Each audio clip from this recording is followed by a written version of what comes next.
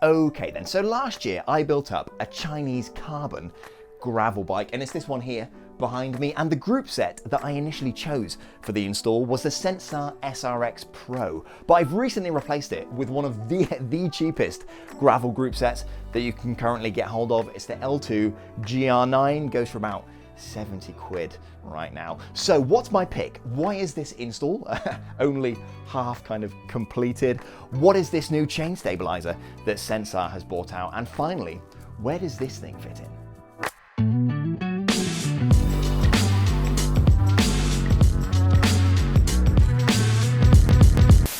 Right then, when it's cold and wet outside, no one wants to get on the bike, but with today's sponsor, Siroko, this could actually be you. So it is miserable today, but I'm not having the worst time. So yes, Siroko are a Spanish company and they produce some great cycle clothing, and the reason I keep having them back here as a sponsor, I genuinely wear their stuff on every single ride and have done now for over 2 years. So when it's less than 10 degrees C outside, I grab these BX Envelaria bib tights. They got some great windproof panels on the thighs and the shins, some really awesome padding in there, 77 quid. And on the top, I've had this thing for ages. This is one of their J1 cycle jackets, super comfortable, showerproof, looks really good if you ask me, 41 quid at the moment. But if you have a little bit more cash to spend, these SRX Pro Supreme bib tights, super comfortable, showerproof, windproof, and the bum padding, mwah, chef's kiss. And on top, this new J3 jacket, really high-end fabrics, perfect for winter cycling. So it's got the standard pockets on the back, but 3 additional zip pockets on the front here. Plus this main zipper goes both ways. So if you're getting a bit hot, you can kind of unzip from the bottom, let yourself cool off as you ride, and then crack back on. Anyway, if you did want to check out any of this stuff, use my link in the description below, get yourself 10% off the entire site. And it also helps me out a little bit as well, which is cool. Anyway, enough of this. Let's have a look at that mess at the back.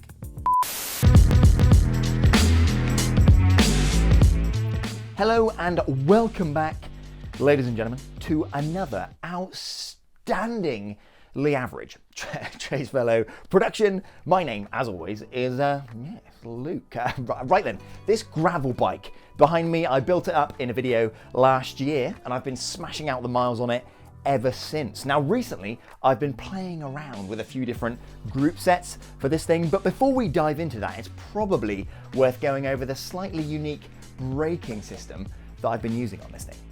So those of you that have watched the original build video will know, but I'm using this slightly odd system. It's called the Conduct SL system from Giant. It's basically a fully hydraulic disc brake system, front and back, but rather than the pistons and the reservoir for the oil being located within the shifters themselves, they're actually contained within this contraption, which sits on the front of the stem as the faceplate. It basically means you can use a standard mechanical group set, but still get very close to fully hydraulic disc brake performance. Now, it faced a lot of criticism when it first came out, and in fact, I don't think Giant actually makes this thing anymore. I think it's discontinued, but I love it. I think the braking performance is fantastic. By far the best I've ever got out of a mechanical group set anyway. But that context aside, let's have a look at the original SRX Pro group set that was installed on this thing, because over time some issues have kind of cropped up, and Sensah have also released this updated rear derailleur for the group set. So yeah, let's dive in. So I'm about 600 miles into this group set by now, and overall this Sensah SRX Pro has been fantastic. So it's a mechanical 1x11 gravel specific group set, and at the time of building this bike last year, you could pick it up for about 100, maybe 110 quid. It's gone up a little bit since then, so it's about 125 quid now, but still great value if you ask me. So the shifting is great up and down the range. It's nice and light and precise. The build quality is good, especially the rear derailleur. You can see it's nice and robust, so I took a fair few knocks with ease. But whilst I've been using it, I have encountered a bit of an unexpected issue to do with the lever and the shifting. So let me explain. Okay, so there is a slight issue with these shifters. So because the shifter basically is at this angle, it's kind of sat outwards. If you go over a big bump the force can actually click down a gear. So I'll see if I can demonstrate for you. So if you're, say, you're in the drops, going down a kind of a hill, and you hit a bump like so, hear that? It's now changed down one at the back. So if you can imagine you're on a steep hill and you're kind of bumping along, by the time you get to the bottom, the rear derailleur could have changed maybe 2 or 3 gears. A little bit frustrating, but yeah, a bit of an issue with these. So if I wasn't using flared out gravel bars, or if the flare was a bit less extreme, then this probably wouldn't be an issue. But yeah, unexpected shifts can be a little bit annoying on bumpy roads. But that issue aside, since building this bike, Sensah have actually released an updated version of the group set, specifically an update to the rear derailleur. Now, a small criticism of the original derailleur is that it doesn't have a clutch mechanism. So you can change the overall tension of the rear derailleur arm, but chain slap over bumpy terrain does inevitably happen, and I've had 1 or 2 chain drops as a result. So Sensah released this. It's basically the same rear derailleur, but with something they call a chain stabiliser. It looks pretty cool and seems to add a bit of resistance to some of the movement. So let's get it on the bike.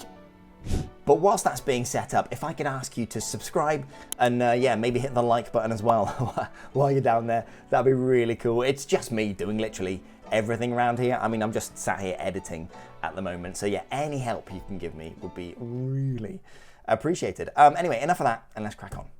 Okay, right, so first things first, let's get this old Sensah derailleur off and replace it with this nice fancy one with the chain stabiliser. Now you have to forgive my bike here, it's completely sopping wet. I just got in from quite a muddy bike ride and just hosed it down out the back. But anyway, yeah, it should be a pretty straight swap because these are essentially the same rear derailleur. So yeah, let's get this installed. Now, I don't really know how this chain stabiliser works, so I actually took this top cap off to have a look for myself. Now, I initially thought there might be some oil in there with like baffles to increase the resistance of movement, but this is what it looks like. To be honest, I have no idea what I'm looking at or if it can be adjusted or anything like that, so if you know, definitely leave me a comment. Right then, got that fitted. That was easy peasy, took about 5 minutes. I just indexed it as well, and gear shifting is perfect up and down the range, same as it was before really. So let's do the drop test and see if this chain stabiliser makes any difference. So I set up a drop test to look at chain slap, and this first one is the original derailleur. You can see the chain is bouncing around, and I'm sure you can understand how this could lead to the chain falling off over a big bump or a drop. Now this is with the updated stabiliser. It might not look like it at first glance, but it has made a big difference actually. If I put them side by side, hopefully you can see it. Much less chain slap and wobble from the updated derailleur. So yeah, if you're looking at this group set, definitely try to get the updated version with the chain stabiliser. Anyway, now that's done, let's have a look at this other L-TWOO group set. So this is the L-TWOO GR9. Again, it's a 1x11 gravel specific mechanical group set, but it's one of the cheapest out there. You can pick up both shifters and the rear derailleur for 70 quid. So yeah, bit of a bargain really. Anyway, how does it match up to Sensah's SRX Pro? Well, let's get it installed and find out.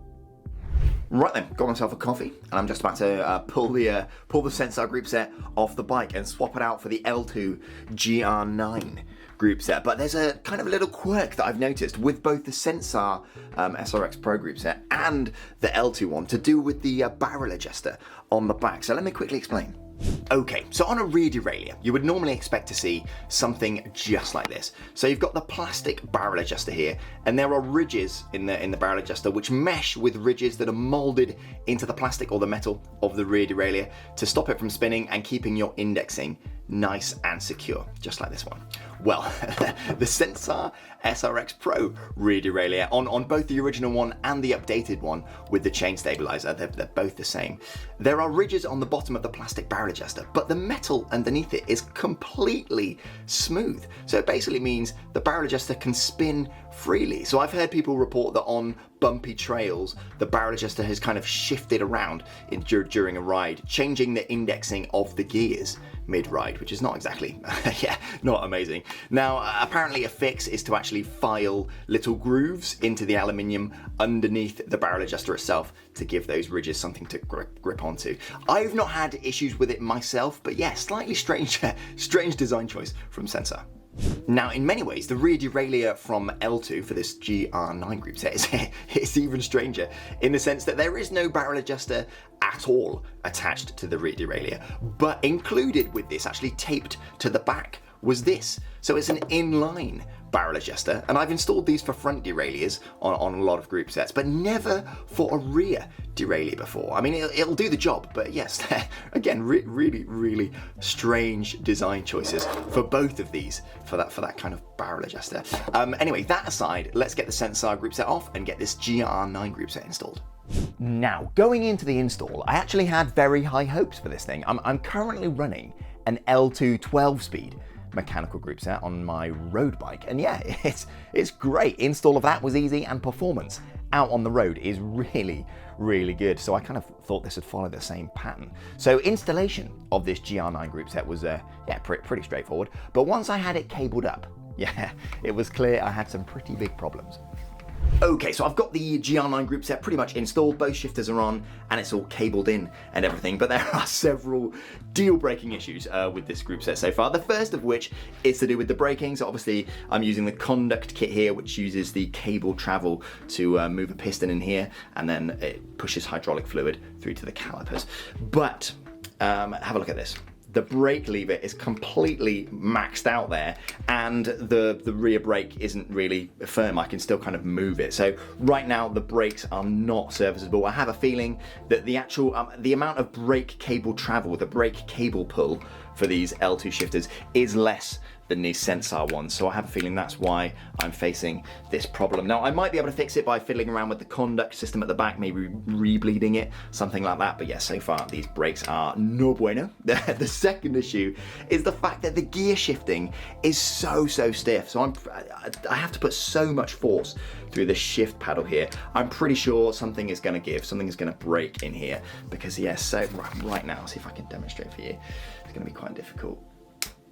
Oh, it's difficult to show you, but oh, I have to put so much force through that lever. It's really rough, basically, the gear change at the back. And I have a feeling it's to do with the mess I've had to deal with on the rear derailleur. So let me show you that. Okay, right, so this is the kind of mess that I've had to deal with at the back here. So obviously this is where the hole, the cable for the rear derailleur comes out through the internally routed frame, pops out here, but then due to the way that the cable has to insert into the rear derailleur, so it has to come in this way, I've had to pop this out, put the inline barrel adjuster in there, and that's relatively straight. Let's kind of pop it out, and then I've had to do this loop-de-loop around the back to get it to fit in, because I couldn't do it any other way. If I had a short run of cable, the bend would be ridiculously tight, and then I also couldn't fit in the barrel adjuster here. So this is the only way I could really figure it. Now, the cassette is a Shimano compatible 46 tooth cassette. Apparently the maximum this group set can take is 50 teeth, but still the shifting is dreadful. Maybe I'm doing something completely wrong, but I'm pretty sure that I have it all cabled in correctly and everything's set up the best I can do, but it's dreadful. So let me put it, well, I'll put this camera in a tripod and I'll try and show you just how bad the shifting is. Okay, right, so first thing to mention about this is the fact that I fiddled around with the barrel adjuster, I've set the high and low limit screws, and I've also played around with the B adjustment screw a load off camera, sorry, and this is the best that I can do. So I'm gonna jump up the cassette one gear at a time. So yeah, let's give it a go. So let's get it spinning up. And there's one, we've done 1, 2, 3, 4, 5. So this is okay, but it's the last gear that it doesn't want to jump up into. So if we get into that one, it's this last one. Just doesn't go. And I've played around with the barrel adjuster loads. It just doesn't want to move up. And you can see I'm having issues with the shifting paddle at the front here. It's just a nightmare. So that's the best I can do there. And then we'll drop back down. 1 doesn't go, 2 doesn't go, 3, then it jumps 2. I mean, it's just dreadful. It's inconsistent, gear shifting is not good, and then I have a feeling we won't be able to drop into that last gear. So there, like I said, we got one gear left, it's not dropping into it, and I have to kind of give it a nudge to get it to go in. So yeah, overall, not impressed. It's just not consistent, no good. Okay, so in order to be super thorough, because I'm aware that I have a bit of an audience now, and I didn't want to unnecessarily throw this group set under the bus, I took some time, about an hour ago now, and I've moved the barrel adjuster from here. So this is the how the run looks now, so it's pretty smooth actually. So I've moved the barrel adjuster from there, and I've stuck it here. So that's where it sits now, at the front of the bike. So the gear run is actually nice and smooth throughout the whole bike, but it's made absolutely no difference. Its shifting is just, it's not reliable. I've played around with the B adjustment screw all the way in, all the way out, everywhere in between. I've fiddled around with the barrel adjuster that's at the front now, fiddled around with that.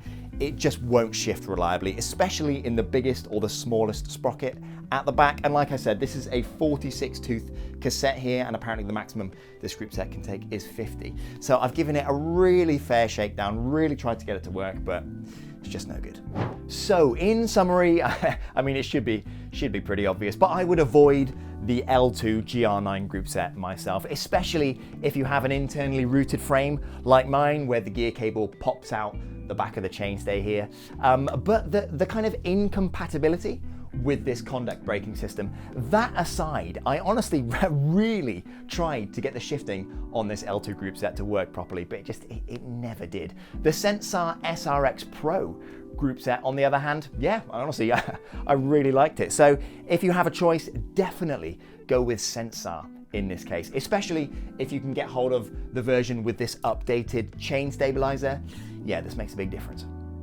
But there is a third option on the horizon. So the two group sets that I've just showcased are mechanical, but you may have heard that L-TWOO have just released their fully hydraulic group sets, and in fact I unboxed one in the last video that I did, and included in the lineup from L-TWOO was actually a gravel specific variety of that group set, and your boy's got one.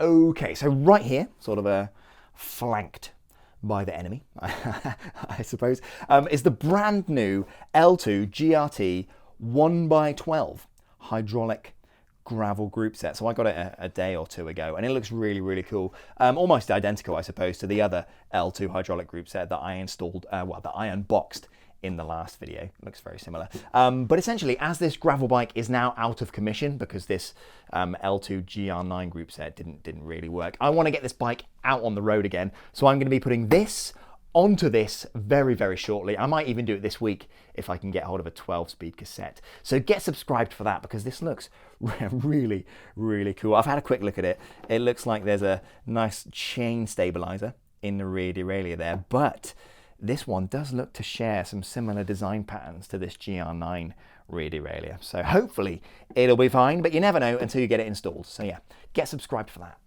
Also, these wheels that I've got on the bike, when I first built this thing up last year, I actually fitted it out with a set of these pretty basic Fulcrum Racing 6 wheels here.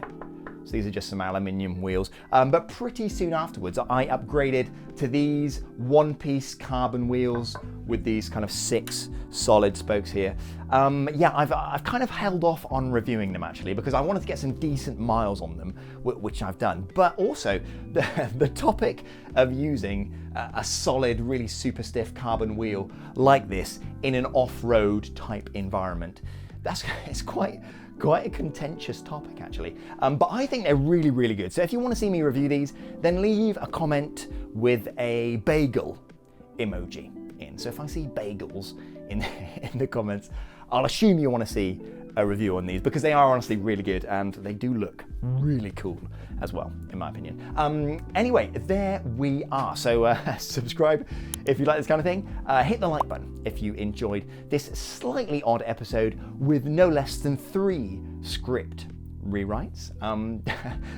And if you have any questions or comments for me about this bike, or maybe you have some deeply personal questions for me, then let me know. I'll see what ones I can answer.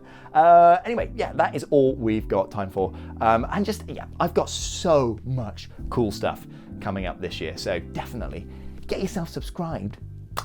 You shall nie regret it, that's for sure, laddie. Right. Anyway, that's all we've got time for, so see you later. Ciao. Okay, so I'm just going to kind of stick this on the end. I'm basically finished with the editing of the video upstairs, but there's one more thing that I had to try to kind of, double check and confirm exactly what the issue was with this group set. So let me show you what I've tried. Essentially, I'm trying to narrow down the problem, and I wanted to eliminate the shifter and the actual cable run itself from the equation. So I kept that all the same and just swapped out for a compatible rear derailleur. This is another L-TWOO rear derailleur, an 11-speed one from their R9 road group set, and obviously swapped out for a compatible 11-speed road cassette here. And now the shifting is absolutely flawless. So essentially, from that, I can conclude that the issue lies with the design of this rear derailleur. So as I kind of alluded to in the video, I'm pretty confident the problems stem from the design of this rear derailleur, more specifically the angle at which the cable has to feed into it. So it's just not compatible with frames like this, where the cable exits the back of the chainstay tube here. You have to put that kind of loop-de-loop in the housing, and that just adds far too much friction to the system, and the shifting really suffers as a result. I have a feeling this follows a much more mountain bike design standard for this rear derailleur, where the majority of mountain bike frames look like this, and the cable for the rear derailleur exits underneath the chainstay tube. That would work perfectly with this rear derailleur here, but it's a bit of an odd design choice for a group set marketed towards gravel bikes, most of which, from what I can see, follow this design pattern here with the cable coming out the back of the frame. I have a feeling you'd actually struggle to fit this group set on quite a lot of gravel frames out there. So bit of an oversight on L-TWOO's part, if you ask me. But there we go. I think we've got to the bottom of this issue. So let it never be said that I am not thorough. Anyway, I think that's enough for today's episode. So I will see you in the next one. Ciao, ciao.